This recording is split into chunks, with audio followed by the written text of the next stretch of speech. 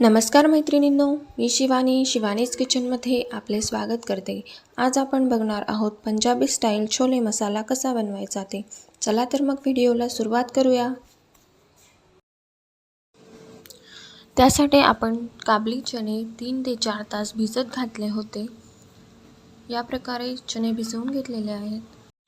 प्रथम आपण कुकरमध्ये चणे शिजवून घेणार आहोत। त्यासाठी कुकरमध्ये चणे घालूयात। त्यामध्ये चवीनुसार मीठ, 2 ते 3 लवंग, दालचिनीचा तुकडा आणि तमालपत्र घालून 7 ते 8 शिट्या काढून घेऊयात।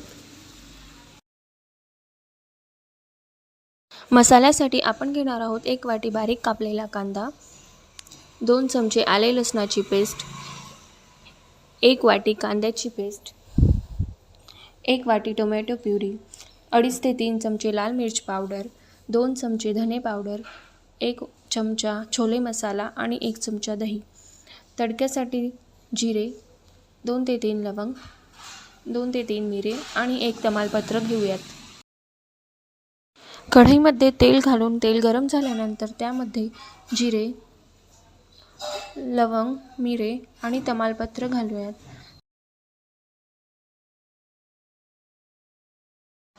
तेलामध्ये ते छान असं फुलल्यानंतर त्यामध्ये बारीक कापलेला कांदा घालून छान परतून घ्यायचं।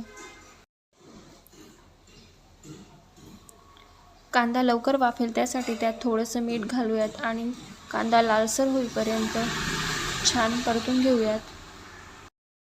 तुम्ही बघू शकतात कांद्याला असा छान सोनेरी रंग आलेला आहे। आता त्यामध्ये कांद्याची पेस्ट घालून 2 मिनिटे परतून घेऊयात।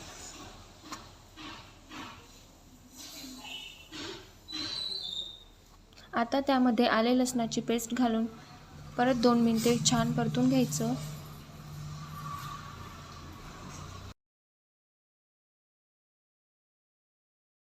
कांद्याचा मसाला छान असा सोनेरी झाल्यानंतर त्यामध्ये टोमॅटो प्युरी घालून 2 मिनिटं परतवूयात।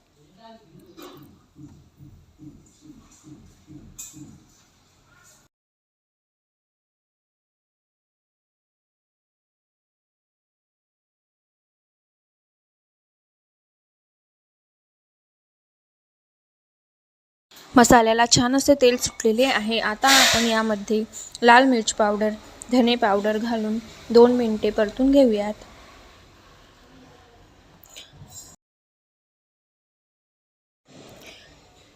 मीडियम गॅसवरती हा मसाला छान असं परतून घ्यायचा।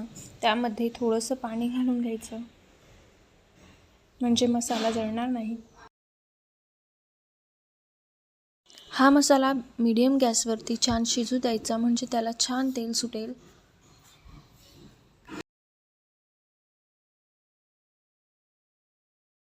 आता यामध्ये छोले मसाला घालून छान परतून घेऊयात।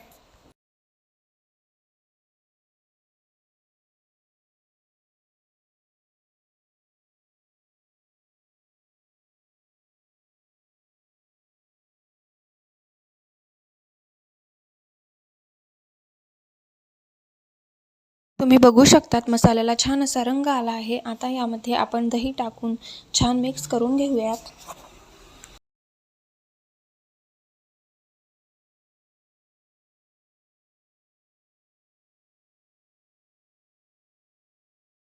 दही टाकल्यानंतर 2 ते 3 मिनिटे आपण हा मसाला छान शिजवून घेतला आहे व थोडेसे पाणी टाकून त्याला अजून 2 मिनिटे शिजवून घेतला आहे।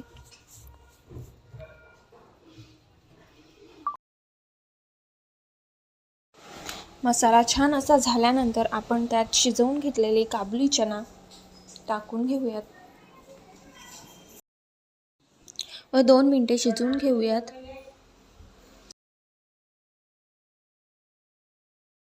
आता त्यामध्ये 1 ते 1.5 वाटी पाणी सोडून घेऊयात।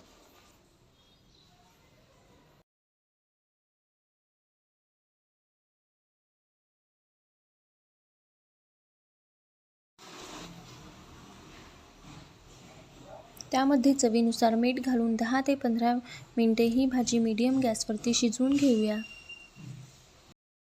याप्रमाणे आपली भाजी शिजून झालेली आहे। आता यामध्ये कोथिंबीर घालूयात। तुम्ही बघू शकतात आपली भाजी छान घट्टसर झालेली आहे आणि रंगही खूप छान आला आहे।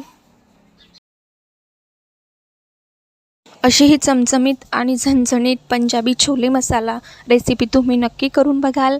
आणि हा व्हिडिओ कसा वाटला कमेंटमध्ये नक्की सांगा आणि चॅनलला शेअर आणि सबस्क्राईब करायला विसरू नका.